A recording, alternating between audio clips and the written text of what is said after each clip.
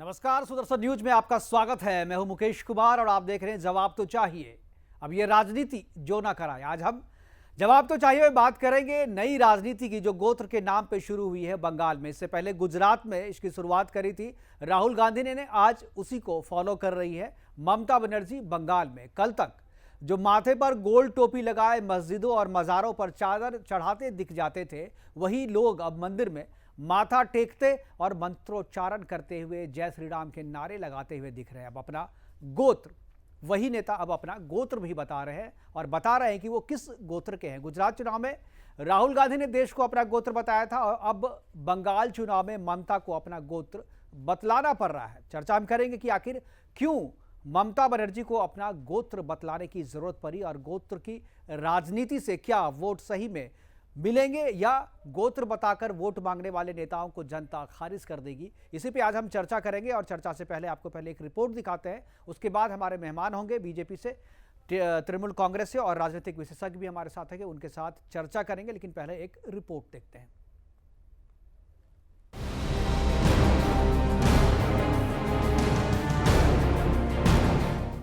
नंदीग्राम में कांटे की टक्कर, वोटिंग से पहले दीदी का गोत्र कार्ड, हार के डर से याद आया हिंदू वोट, बीजेपी ने ममता पर साधा निशाना। नंदीग्राम में चुनाव प्रचार के आखिरी दिन ममता बनर्जी ने गोत्र कार्ड चला दिया है। जय श्री राम के नारे से नाराजगी वाली ममता ने अपने कल के आखिरी जनसभा में गोत्र को लेकर दांव चला। ममता ने खुद को शांडिल्य बताया, यानी वो अपने आप को ब्राह्मण बता रही है। पश्चिम बंगाल में चुनाव में सबसे हाई प्रोफाइल सीट नंदीग्राम है, जहां टक्कर मौजूदा सीएम ममता बनर्जी और कभी उनके करीबी रहे शुभेंदु अधिकारी के बीच है। মামাটি মানুষ গোত্র, আজকেও তিনি যখন আমায় জিজ্ঞেস করলেন, আমি বললাম দেখুন আমার তো একটা পার্সোনাল গোত্র আছে, সেটা সান্ডিল্য, কিন্তু আমি মনে করি আমার গোত্র মামাটি মানুষ গোত্র। वैसे वो अपने चुनावी कैंपेन में पहले भी हिंदुत्व के मुद्दे पर बीजेपी को चैलेंज कर चुकी है, रैलियों में चंडी पाठ भी कर चुकी है। बीजेपी ने मुख्यमंत्री के इस बयान को लेकर उन पर निशाना साधा है। बीजेपी ने कहा कि हिंदुत्व का विरोध करने वाली ममता बनर्जी अपनी हार देखकर डर गई है। ममता दीदी मोदी जी के डर से, चुनाव हारने के डर से गोत्र बता दी। अब तो मुझे लगता है कि ममता दीदी अब आपको मुझे बता दें कि कहीं रोहिंग्या और घुसपैठियों का गोत्र भी तो शांडिल नहीं है। इससे पहले चुनावी रैलियों में ममता बनर्जी अपना गोत्र माँ, माटी और मनुष्य बताया करती थी। नंदीग्राम में चुनावों से पहले चंडी पाठ और अब गोत्र को लेकर दिए बयान से साफ है कि ममता को लगने लगा है कि बंगाल में हिंदू वोट एक तरफा जा सकता है, जिससे बीजेपी जहां उत्साहित है तो ममता का डर साफ दिखाई देने लगा है। News desk, Sudarshan news.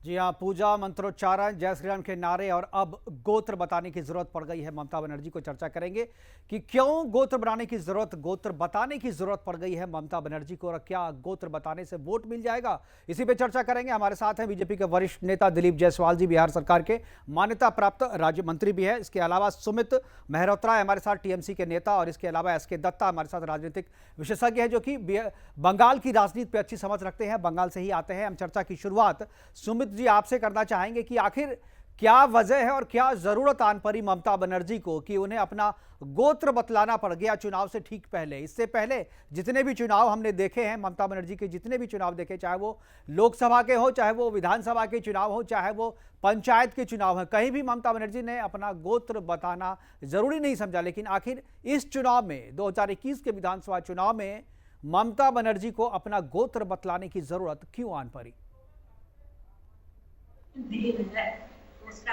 केवल हिंदू हमारे साथ में है, हम हिंदुओं के ठेकेदार हैं। जय श्री राम का नारा हम बोलेंगे, कोई दूसरा ये ना बोल दे तो इन्हें परेशानी हो जाती है, कोई चंडी का पाठ कर दे तो इन्हें परेशानी हो जाती है, कोई मंदिर चले जाए तो इन्हें परेशानी होती है। ये भारतीय जनता पार्टी का एक ही हिंदुओं के ठेकेदार केवल एक भारतीय जनता पार्टी है, ऐसा नहीं है। अगर वहाँ की जनता, वहाँ के लोग नहीं, आप अपने शब्द देखिए, आपने बोला क्या हिंदुओं के ठेकेदार केवल बीजेपी है, मतलब आप भी ठेकेदार होना चाहते हैं? नहीं, हम ठेकेदार नहीं है। हमें आज हम लोग ठेकेदार नहीं है, हम सारे धर्मों को मानते हैं। पर भारतीय जनता पार्टी ये कहती है नहीं, ठेकेदार केवल हम ही हैं, हिंदुओं के केवल हम ही हैं। ऐसा नहीं है। हिंदू सभी का है, हिंदू वोटर सभी का, सभी को मानता, सभी की पूजा करता है। ऐसा कुछ नहीं। पर ये भारतीय जनता पार्टी नहीं तो इससे पहले तो आपको जरूरत नहीं पड़ी, आपका काम तो चल ही रहा था, आपका काम तो चल ही रहा था। 2 बार से आप सरकार में थे वहां पे, तभी बिना मुकेश भाई, भारतीय जनता पार्टी डर गई है, भारतीय जनता पार्टी डर गई है। और जिस तरीके से पहले चरण का चुनाव हुआ है, एक लेटर बम भी जारी हुआ है, दिलीप घोष जी ने करा है, उसमें खुद साफ साफ उन्होंने नहीं एक भाई पहले और दूसरे एक एक्सेल सीट तो और वायरल हो रहा है ना सुमित जी, जिसमें ममता बनर्जी को नंदीग्राम से हारते हुए और 30 में से 23 सीट जो है वो बीजेपी को जाते हुए दिखाया गया है। ये भी तो वायरल हो रहा है। तो वायरल चीजों पे हम यकीन नहीं करते। अगर आप यकीन करेंगे लेटर पे तो मैं फिर इस पे भी बोलूंगा, जिस पे भी बयान दीजिए आप। नहीं, मुकेश भाई मुझे बताइए, हमारी पार्टी का तो नहीं है, वो तो राष्ट्रीय अध्यक्ष को उन्होंने वहां के दिलीप घोष जी ने खुद लिखा है, वो किसी और चीज का भाई वो राष्ट्रीय अध्यक्ष को लिखा है चिट्ठी, तो आपके थ्रू थोड़ा ही लिखेंगे। अब इस कम्युनिकेशन इतना हाईटेक जमाना है, आपको लगता है को भी तो मानिए, जो वायरल चीजें हो रही है तो आप लोगों के सर्वे में हो रही है, पर 2 तारीख को पता नहीं, ये तो फेक चीज है। मैं तो यकीन नहीं कर रहा हूँ। दोनों इसका खंडन भी आ चुका है, लेकिन उस पर आज हम चर्चा नहीं कर रहे। आज हम चर्चा कर रहे हैं कि गोत्र बताने की जरूरत क्यों पड़ी। गुजरात में राहुल गांधी को गोत्र बतलानी पड़ी, अपनी जनेऊ पहनना पड़ा, ऊपर से सूट के ऊपर से, जैकेट के ऊपर से जनेऊ पहनना पड़ा। आज ममता बनर्जी उसी लाइन पे है, राहुल की बहन की तरह जो है, बिल्कुल कहिए जो राहुल की बुआ की तरह। हम लोग तृणमूल कांग्रेस या ममता दीदी किसी चीज को कॉपी नहीं करते, कॉपी करते हैं भारतीय जनता पार्टी वाले। हम सारे धर्मों को मानते हैं। अब तो कॉपी राहुल गांधी को तो कॉपी आपने किया, इस बार इसमें आपको इनकार नहीं कर सकते। नहीं, आप पहले मंदिर वो जाते थे, ममता बनर्जी नहीं जाती थी, लेकिन बंगाल चुनाव में मंदिर गई वो। हाँ, अब ये बात है जो चंडी पाठ उन्होंने किया है, राहुल गांधी कॉपी करते हैं कि नहीं करते हैं। राहुल गांधी चंडी पाठ कर पाएंगे नहीं कर पाएंगे, मुझे संदेह है इसमें तो। लेकिन अब हो सकता है अगर वो राहुल गांधी चंडी पाठ करेंगे तो मैं कह सकता हूँ, मैं उनसे पूछूंगा। लेकिन आप जो कह रहे हैं कॉपी नहीं करते हैं, तो पूरी तरीके से कॉपी तो किया है आपने। मंदिर जा रही है, मंत्रोच्चारण कर रहे हैं। गोत्र बतलाना तो पूरी तरीके से, सबसे कोई दुनिया नहीं जानती थी कि फिरोज खान का गोत्र जो है दत्तात्रेय कैसे हो गया, दुनिया नहीं जानती थी। और अभी भी नहीं समझ रही है कि किस तरीके से गोत्र फिरोज खान का गोत्र दत्तात्रेय हो गया, ये तो किसी को नहीं पता है। उसी तरीके से आज ममता बनर्जी को भी अपना गोत्र बतलाना पड़ा। खैर, हमारे साथ दिलीप जायसवाल जी है, आपकी बातों का जवाब देंगे। दिलीप जायसवाल जी सुन रहे हैं, मुस्कुरा रहे हैं, वो बताना चाह रहे हैं। जायसवाल जी क्या कहेंगे आप, आखिरकार इनको अपना गोत्र बतलाने की जरूरत पड़ेगी क्या? बीजेपी ने इतना मजबूर कर दिया, पहले मंदिर जाने को मजबूर किया, फिर मंत्रोच्चारण को मजबूर किया, फिर जय श्री राम के नारे लगवाए, अब गोत्र बतलाना क्या क्या करवा रहे हैं आप? देखिए, सबसे पहले तो मैं ये बताना चाहूंगा कि आप नंदीग्राम में कल ममता बनर्जी को देखे होंगे जी। उनका बॉडी लैंग्वेज जो बोलने का था, उससे ये लग रहा था कि वो हतोत्साहित हैं। उनको पता चल गया कि अब बंगाल की जनता उनको हटा रही है। 4 दिन से नंदीग्राम में कैंप करना अपने सीट को बचाने के लिए, और भवानीपुर छोड़कर भागना नंदीग्राम, क्योंकि उनको मालूम था कि लोकसभा में भवानीपुर में टीएमसी हार गई थी, उससे लोकसभा में भवानीपुर विधानसभा में। बिल्कुल। तो ममता बनर्जी जो आज से आप 2 साल पहले याद कीजिए कि वहां पर हाईकोर्ट से परमिशन लेना पड़ता था दुर्गा पूजा मनाने के लिए, रामनवमी को ये मनाने के लिए, पर्व मनाने के लिए। आज ममता बनर्जी को अब जो है गोत्र का याद आ गया, और हिंदू का याद आ गया, और मंदिर का याद आ गया। ममता बनर्जी अपने राजनीतिक दुकानदारी चलाने के लिए किसी भी हद तक गिर सकती हैं, इस बात को बंगाल की जनता देख चुकी है। और अगर ये भी बंगाल की जनता को पता है कि ममता बनर्जी अगर रह गई तो वहां के हिंदुओं के बहू बेटियां, घर के परिवार के लोग सुरक्षित नहीं बचने वाले हैं, क्योंकि ममता बनर्जी का गोत्र, सही गोत्र जो है वो है रोहिंग्या और घुसपैठ। इसके अलावा ममता बनर्जी का कोई गोत्र नहीं हो सकता, क्योंकि जिस तरह से बांग्लादेशी घुसपैठ को उन्होंने बढ़ावा दिया, रोहिंग्या मुस्लिम को बढ़ावा दिया, सिर्फ इसलिए कि वो अपना सत्ता में बनी रहे। सत्ता में बनने रहने के लिए ममता बनर्जी इतना गिर सकती है, ये कभी लोगों ने सोचा नहीं था। और आज उनको अब डर सता रहा है, इसीलिए मंदिर भी याद आ रहा है और गोत्र भी याद आ रहा है।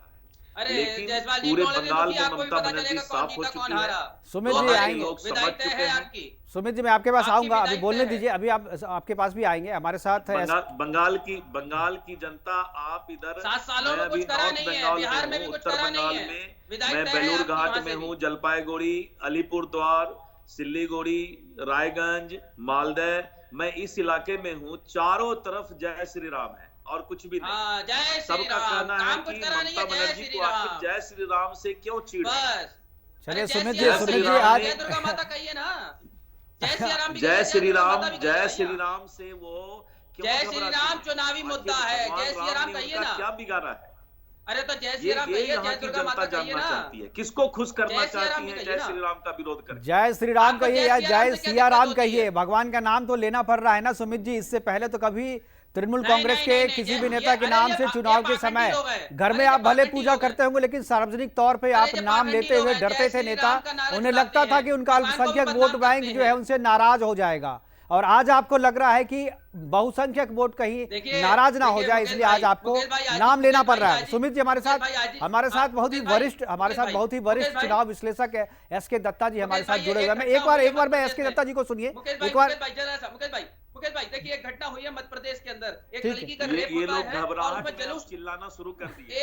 एक मध्य प्रदेश अपने आप को हिंदू दिखाने की मजबूरी जो इन नेताओं को आज आन पड़ी है, क्यों आज इन नेताओं को अपना गोत्र बतलाना पड़ रहा है, क्यों अपने आप को हिंदू बताने की होड़ लगी हुई है इन नेताओं में, चर्चा कर रहे थे। हमारे साथ दिलीप जायसवाल जी हमारे हैं, सुमित मेहरोत्रा जी हैं और एसके दत्ता जी वरिष्ठ राजनीतिक विश्लेषक हमारे साथ हैं और बंगाल से है। हमसे चर्चा की शुरुआत करेंगे। एसके जी, चुनाव ब्रेक पे जाने से पहले सब जो चर्चा हो रहे थे आप सुन ही रहे थे। एक चीज मैं जानना चाहूंगा कि जिस तरीके से बंगाल की राजनीति जिस दिशा में बढ़ रही है, पहले फेज का चुनाव हो चुका है, दूसरे फेज का चुनाव जो है कल मतदान डाले जाने हैं, आज जिस तरीके से ममता बनर्जी कह रही है अपना गोत्र बतलाना उनको पड़ रहा है, क्या आपको लगता है कि जिस दिशा में बंगाल की राजनीति जा रही है, क्या आने वाला जो भविष्य, आने वाला जो देश की जो राजनीति है, क्या इसी तरीके से इसी लाइन पे जाएगी? क्या अब नेताओं को जो कल तक अपने आप को हिंदू बतलाने से डरते थे, कतराते थे, उन्हें अब हिंदू बनने की होड़ उनके पीछे लगी हुई है, गोत्र बतलाना पड़ रहा है और आगे भी उनको बतलाना पड़ेगा?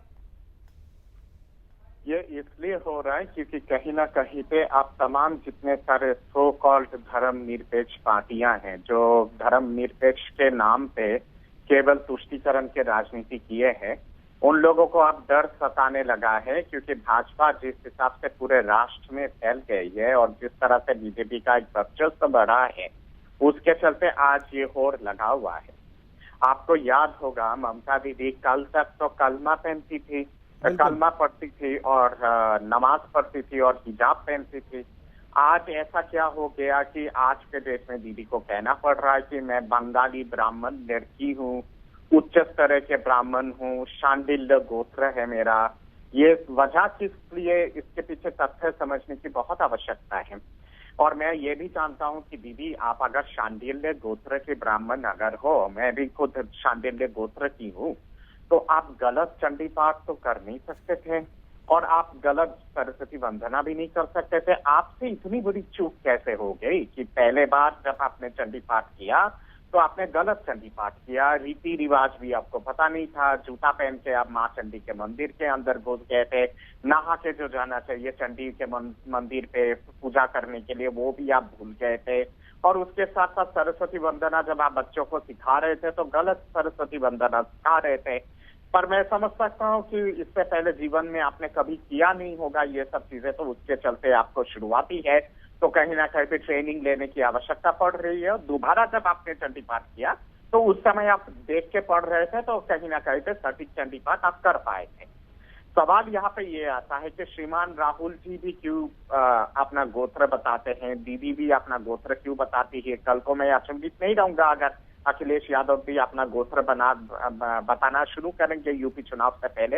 ये सारी चीजें इसलिए हो रहा है क्योंकि उपलब्धि के नाम पे तो इन लोगों के पिटारे पे कुछ है नहीं। दीदी के 10 साल का राज में कुशासन, रक्तपात, टोलाबाजी, काटमानी, कृपाल चोर, भाईपो, रोहिंग्या आए, मैं एक चीज मैं आपसे जानना चाहूंगा, क्या आपको लगता है कि अब जो राजनीति है, पहले जो अल्पसंख्यक केंद्रित राजनीति थी, जैसा कि आपने ही कहा कि तुष्टीकरण की राजनीति होती थी, क्या आपको लगता है कि अब जो है बहुसंख्यक केंद्रित राजनीति हो गई है और केवल तुष्टीकरण की जो नीति है उस नीति पे चल के कोई भी पार्टी जो है अब सत्ता में बनी नहीं रह सकती? इस बात का एहसास रीजनल पार्टियों को हो गया है, शायद इसीलिए अब जो है वो बहुसंख्यक वोट की तरफ भी अपने आप को कर रही हैं और अपने आप को ये जताने की कोशिश कर रही है कि हम आपके भी हितैषी हैं। क्या ये मजबूरी, राजनीतिक मजबूरी है? ये जो गोत्र बताया जा रहा है, क्या ये राजनीतिक गोत्र है? ये राजनीतिक मजबूरी भी है और राजनीतिक अवसरवाद भी है, क्योंकि 10 साल का आपका राजनीति कुछ और रहा है और आज के डेट में आपने बिल्कुल यू टर्न लिया है और आज आपका राजनीति और कुछ है। और इसके पीछे भी ये एक और बहुत बड़ा वजह इसके पीछे ये है कि आप देखेंगे कि अल्पसंख्यक राजनीति पे भी तो सेंध लग गया है बंगाल में, ओवैसी आ गया है, फिर अब्बास सिद्दीकी पहले से ही दीदी को परेशान कर रहे हैं, तो वो जो अल्पसंख्यक जो ये 30% के आसपास जो वोट है वो तो बढ़ गया है। तो दीदी के पास अब और इसके सिवा दूसरा कोई ऑप्शन तो है नहीं, क्योंकि हर कोई सवाल पूछ रहे दीदी को कि अम्फान के दौरान वो चावल कहाँ पे गया था, वो तेल कहाँ पे गया था, वो 500 रुपए कहाँ पे गया था, तो जो माननीय प्रधानमंत्री जी ने दिया था। लॉकडाउन के दौरान जो गैस के जो सिलेंडर मिलना चाहिए था वो क्यों नहीं मिला?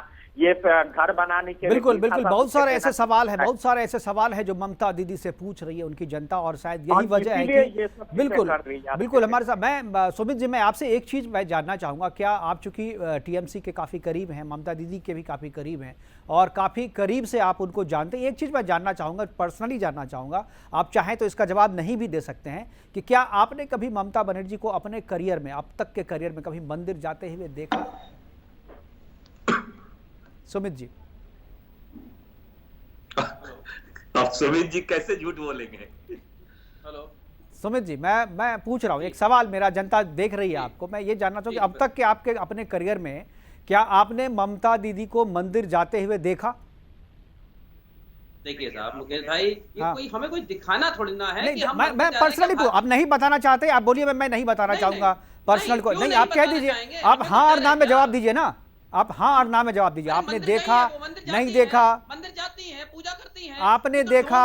मैं जो पूछ रहा हूँ वो देखिए, जाती है नहीं जाती है मैं ये नहीं पूछ रहा हूँ, वो तो खुद वो कह रही है। मैंने कहा कि आपने कभी देखा, आपने कभी देखा उनको मंदिर जाते हुए? आपने कभी देखा उनको चंडी पाठ करते हुए? आपने कभी देखा सरस्वती वंदना करते हुए? एक महिला उच्च कोटि की ब्राह्मण है, ये तो भारतीय जनता पार्टी को दिखाना चाहिए। हम लोग को खेड़ा क्यों करें? मैं जो पूछ रहा हूँ, देखिए मैं क्यों पूछ रहा हूँ, ये भी मैं बताऊंगा मैं क्यों पूछ रहा हूँ, मैं क्यों पूछ रहा हूँ, क्योंकि देखिए आप कहिए, आप पहले कहिए, आप पहले बताइए कि आपने देखा कि नहीं देखा? मुकेश भाई बिल्कुल जाती है ममता, नहीं जाती है ये नहीं, ये तो खुद बोल रही है, मैं ये नहीं पूछ, मैं बोल आपने देखा या नहीं देखा? बिल्कुल देखा है। आपने देखा है? आपने देखा मंदिर जाते हुए ममता दीदी को? जी बिल्कुल देखा है। कौन सी मंदिर गई थी, कब गई थी? काली जी के मंदिर गई है। गई, अच्छा ठीक है, अगर मंदिर गई मैं मान लेता हूँ, आपकी बात मान लेता हूँ मैं, जो काली जी की मंदिर गई है, जिस तरीके से पूजा कर रही थी, आज उन्होंने कहा कि पंडित जी ने हमसे पूछा कि आपका गोत्र क्या है, तब मैंने कहा कि माँ माटी मानुष, उसके बाद उन्होंने पूछा नहीं गोत्र पूछा, तब उन्होंने सांडिल्य बताया। अरे ये तो हर एक पूजा में, हर एक मंदिर में जब भी कोई हिंदू जाता है तो गोत्र पूछा जाता है। ये जो बता रही है इससे साफ पता चलता है कि इससे पहले वो पंडित से उनका पहला नहीं पड़ा था, इससे पहले वो कभी नहीं थी, इससे पहले कोई भी पंडित उनसे गोत्र पूछा नहीं था। ये बिल्कुल साफ है, जिस तरीके का सवाल जवाब किया गया है। दिलीप जी, क्या आपको लगता है कि जिस तरीके से वो बता रही है, मैं ठीक है सुमित जी आपने बता दिया, मैं आपकी बात पे यकीन भी कर रहा हूँ, मैं आपकी बात पे यकीन कर रहा हूँ कि आपने देखा, लेकिन जिस तरीके से ममता जी आज बता रही थी, पंडित ने पूछा, मुझे लगा कि ये तो भाई हम लोग भी जाते हैं, हम लोग भी जाते हैं मंदिर में, पंडित गोत्र पूछते हैं, ये तो बहुत ही कॉमन प्रैक्टिस है, ये तो पूछना ही पड़ता है, हर एक हिंदू को पता है, हर एक हिंदू को पता है कि पूजा करेंगे तो पंडित जो है वो गोत्र पूछेंगे। दिलीप जी, क्या आपको लगता है कि ये सब चीज राजनीतिक ड्रामा जानबूझ करके किया गया था? केवल भारतीय जनता पार्टी ये देखिए, ममता बनर्जी जो अभी राजनीतिक ड्रामा कर रही हैं, ये पूरा बंगाल की जनता समझ रही है, क्योंकि मुझे याद है आज से 1.5 साल 2 साल पहले यही नॉर्थ बंगाल, उत्तर बंगाल के इस्लामपुर में करीब 1 लाख से ऊपर हिंदू भाई रामनवमी का जुलूस निकाले थे।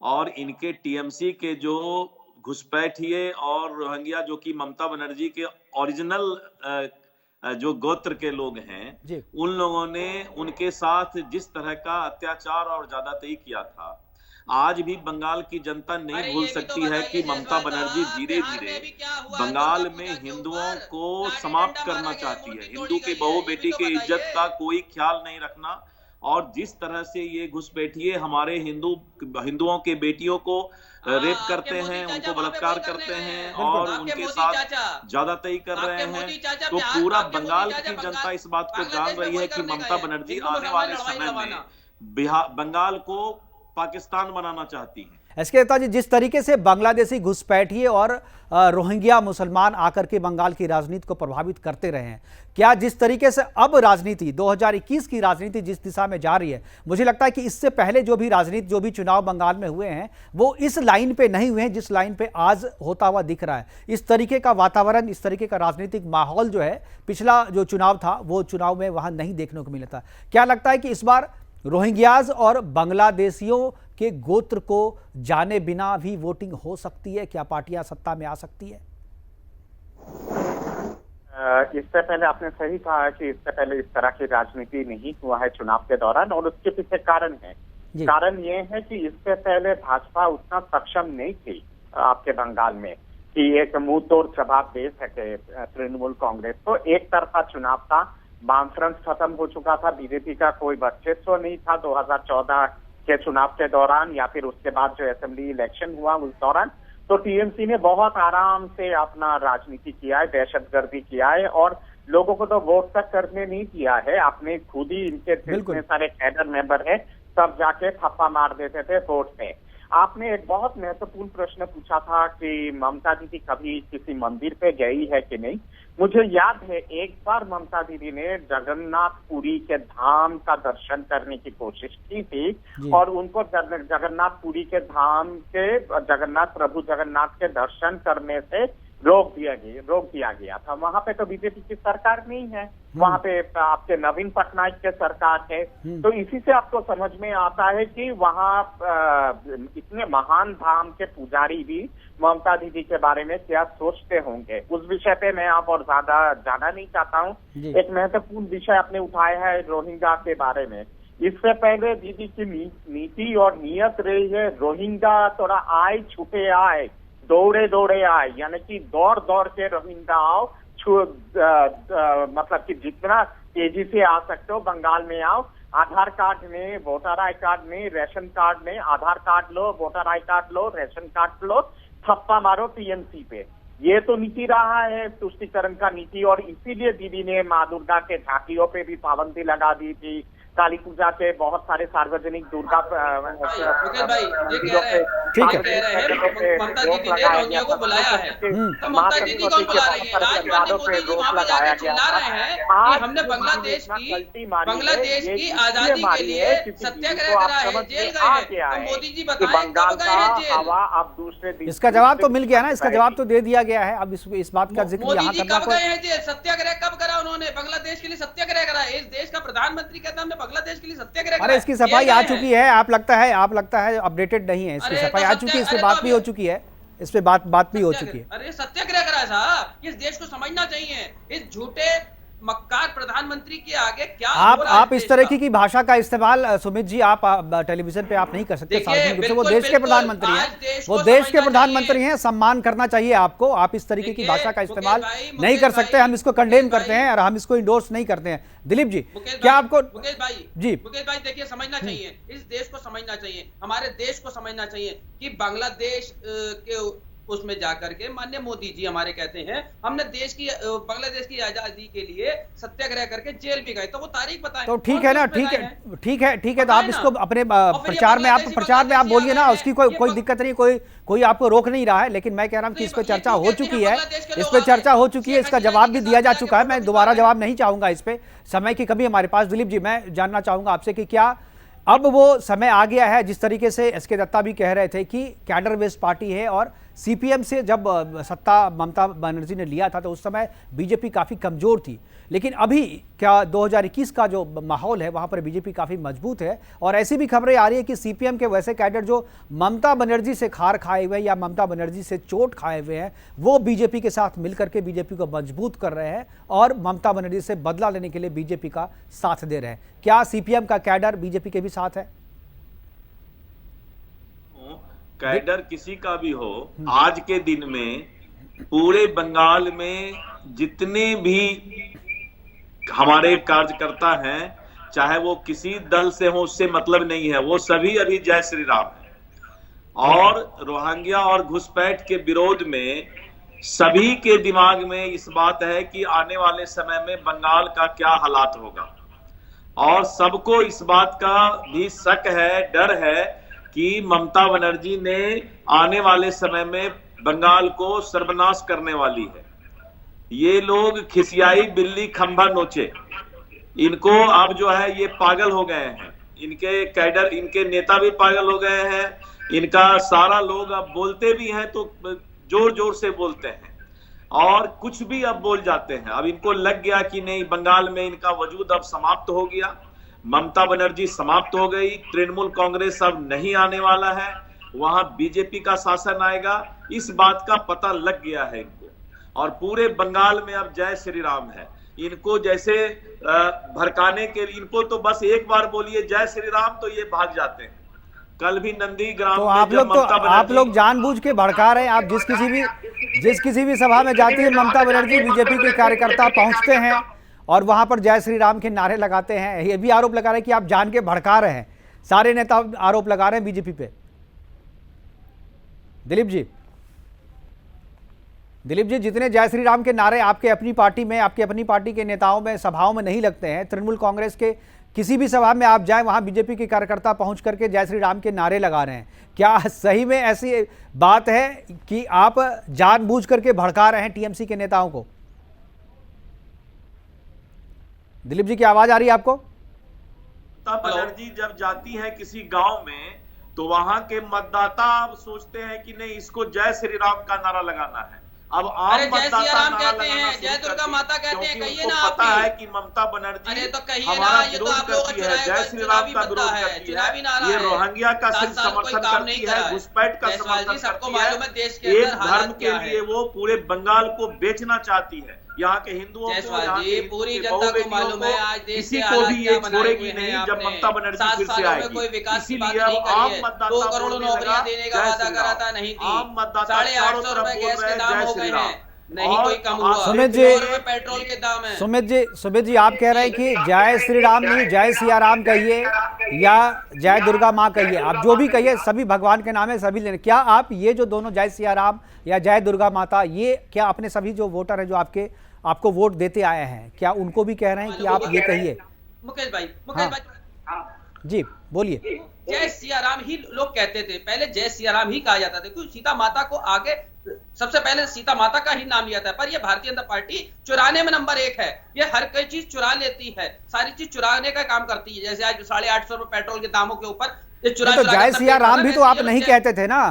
जय सिया राम आप कब कहते थे? हमने तो नहीं सुना कभी जय सिया राम आपके नेता कह रहे हैं या ममता बनर्जी कह रही हैं। आप तो राजनीति तो आप कह रहे हैं कि ये जय श्री राम नहीं, जय सिया राम है। ये बात भी तो अब आप कह रहे हैं ना। आप अगर पहले से कहते, जो हम जय सिया राम अगर आप पहले से कहते रहते तो बात मानते हैं हम आपकी। नहीं, बंगाल के अंदर हरे कृष्णा हरे रामा बोला जाता है, जय दुर्गा भाई बंगाल के अंदर तो बहुत कुछ बोला जाता है, लेकिन आपके नेता टीएमसी के अंदर क्या कहा जाता है ये बोलिए ना।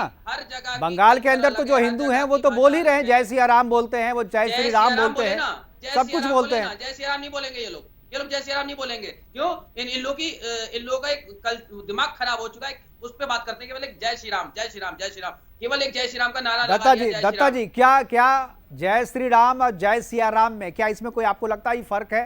और क्या इस फर्क से क्या राजनीति में और वोटर में कोई फर्क पड़ेगा जय सिया राम या जय श्री राम में? जय सिया राम या जय श्री राम में कोई फर्क नहीं है। मैं गर्व के साथ जय सिया राम भी कहता हूँ, मैं गर्व के साथ जय श्री राम भी कहता हूँ, मैं गर्व के साथ जय माँ दुर्गा भी बोलता हूँ, जय माँ काली भी बोलता हूँ, जिससे कोई फर्क नहीं है। पर आज प्रसन्नता इस बात की होती है कि आज ममता दीदी जो हमेशा कलमा पढ़ती थी और हिजाब अरे आपके मोदी चाचा भी पढ़ते हैं, दरगाह पे जाते हैं। मजबूर हो गई है थोड़ा सा कि देखिए। माँ जय माँ दुर्गा बोलने के आपके लिए, मोदी जय चाचा माँ भी जाते हैं, चुंडी मोदी और जय चाचा। माँ काली बोलने के लिए। बेशक वो तो गलत बीजेपी का तो नारा है दिलीप जी, बीजेपी का तो नारा है कि सबका साथ, सबका विश्वास, विकास और सबका विश्वास। तो विश्वास में तो है ही, ऐसा तो बीजेपी कभी दावा नहीं करती। दिलीप जी, क्या आप सबका, अभी तो बंगाल में मुझे लग रहा है कि आपने मुसलमानों को भी टिकट दिया है वहां पे, दिलीप जी? भ्रष्टाचारियों को भी दिया है, भ्रष्टाचारियों को भी दिया है, आरोपियों को भी दिया है। सबसे नंबर 1 में है आरोपियों को टिकट देने में। ये तो भाई आप दोनों तरफ की अगर लिस्ट निकालें तो उसमें आरोपियों पे तो मैं कोई बात ही नहीं करूंगा। बिल्कुल, बीजेपी हो, टीएमसी हो, कांग्रेस हो, सीपीएम हो, आरोपियों की तो राजनीति में तो बिना अगर आरोप नहीं है तो आप राजनीति में सफल नहीं है। हर एक देखिए मुकेश भाई, आपको करना चाहिए, लिस्ट निकालिए, देखिए सबसे ज्यादा टिकट किसने दिए। अरे क्या सबसे ज्यादा? भाई आपने तो खुद कह दिया ना, ज्यादा या कम ही हो सकता है, लेकिन ऐसा नहीं हो सकता कि किसी में नहीं हो। 30% में से 20% भारतीय जनता पार्टी ने टिकट दिए। तृणमूल कांग्रेस के सूची में लगभग 100 के आसपास कैंडिडेट हैं जिनके ऊपर आरोप या फिर बहुत गंभीर आरोप लगा हुआ है। अरे 30 नाम तो आपके इसलिए हैं, सबसे ये मुख्य चीज का आरोपी हैं, ढिंढोरा मत जिनके कीजिएगा ऊपर आप। संगीन धाराएं लगी हुई हैं। इसकी संगीन ढिंढोरा धाराएं पीटने लगी की हुई कोई हैं, आवश्यकता जायसवाल नहीं जी। है। और जायसवाल जी। सबसे बड़ा त्रिपाल चोर का कटमानी और सिंडिकेट और ये सारी चीजें तो आपके सरकार की उपलब्धि है। सारे जितने सारे चोरी की जितने सारे इल्जाम लगा है, सारी चीजें तो आपके सरकार के ऊपर।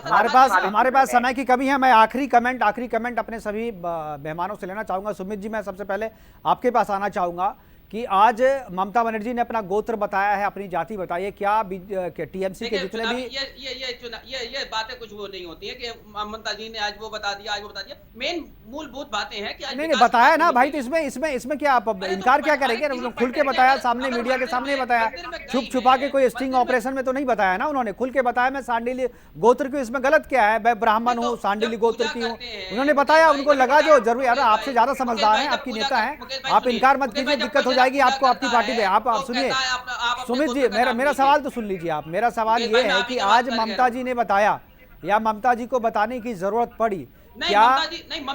ममता दीदी से ये पूछा गया अपने गोत्र का नाम लीजिए आप, तो क्या परेशानी होगी? उन्होंने अपने गोत्र का नाम लेती ना, तो वो माँ माटी मानुष क्यों बोल रही थी? क्या इतनी बेवकूफ है? इतनी बेवकूफ है वो? जो पंडित जो गोत्र पूछ रहा है, तो माँ माटी मानुष वहां राजनीति करने गए हैं मंदिर में? आप मंदिर में पंडित के साथ राजनीति करने गए हैं या संदेश देने, राजनीति पॉलिटिकल संदेश देने गए हैं? नहीं, आप कहिए ना, आप ही तो कह रहे हैं। आप मंदिर में जाकर के पंडित गोत्र पूछता है तो आप माँ माटी मानुष कहते हैं। माँ माटी मानुष कौन सा गोत्र होता है? ये तो पॉलिटिकल गोत्र है। उसके बाद आप सांडिल्य बताते, आप नहीं बताते गोत्र अपना, आप नहीं बताते ना। हमसे पूछिए, हम बताएंगे। हम क्यों नहीं, तो आप अब बता रहे हैं ना, जरूरत पड़ गई। ये तो सारी चीजें देखिए, राजनीति में संकेत पे संदेश दिया जाता है। हर एक बयान, हर एक बात, हर एक चाल का अपना एक महत्व होता है राजनीति में। हमारे पास समय की कमी में आखिरी कमेंट चाहूंगा आपसे कि क्या ममता बनर्जी अपना गोत्र आज बताइए, क्या आपके दूसरे प्रत्याशी भी अपने चुनाव से पहले अपने मतदाताओं को अपना गोत्र बताएंगे, गोत्र बता के वोट लेंगे? हाँ या ना में जवाब दे दीजिए। बहुत आसान सा सवाल पूछा है मैंने। हेलो सुमित जी, जी, क्या आपके जितने उम्मीदवार हैं, क्या वो भी अपने वोटरों को अपना गोत्र बताएंगे ममता बनर्जी की तरह? देखिए, ये गोत्र का ये चीजें हाँ ना में जवाब दीजिए, समय नहीं है मेरे पास। वाइंड अप करने के लिए बार-बार मंदिरों में पूछा जाता है। ऑन स्टेज कुछ नहीं है। हमारे यहाँ सब सारे धर्मों को मानने वाला या सभी कोई ममता बनर्जी के गोत्र के हैं, ये मान लिया जाए कि ममता बनर्जी का जो गोत्र है, टीएमसी का वही गोत्र है, उम्मीदवारों का वही गोत्र है, सबका वही गोत्र है, सांडिल्य गोत्र। देखिए, हमारे यहाँ ये कोई धर्म की राजनीति नहीं होती। अरे धर्म की राजनीति नहीं। अरे अब मैं दूसरी बात कह रहा हूँ। खैर चलिए, हमारे पास बार-बार संकेत आ रहा है प्रोग्राम को खत्म करने के लिए। हमारे पास प्रोग्राम को खत्म करने का संकेत बार-बार पीसीआर से दिया जा रहा है। हमारे साथ जुड़ने के लिए दिलीप जायसवाल जी आपका, सुमित जी आपका और एसके दत्ता जी आपका बहुत बहुत शुक्रिया, बहुत बहुत धन्यवाद। तो आज गोत्र की राजनीति पर हम चर्चा कर रहे थे और चर्चा कर रहे थे कि किस तरीके से मजबूर होना पड़ रहा है आज नेताओं को अपने आप को हिंदू साबित करने के लिए, अपना गोत्र बताने के लिए। बहुसंख्यक समाज जो अब तक राजनीति में हाशिए पर रही है, अब लगता है कि समय आ गया है कि अब उन्हें राजनीति में महत्व दिया जाने लगेगा और तुष्टीकरण की राजनीति खत्म होगी आने वाले समय में। फिलहाल अभी के लिए इतना ही, दीजिए इजाजत, नमस्कार।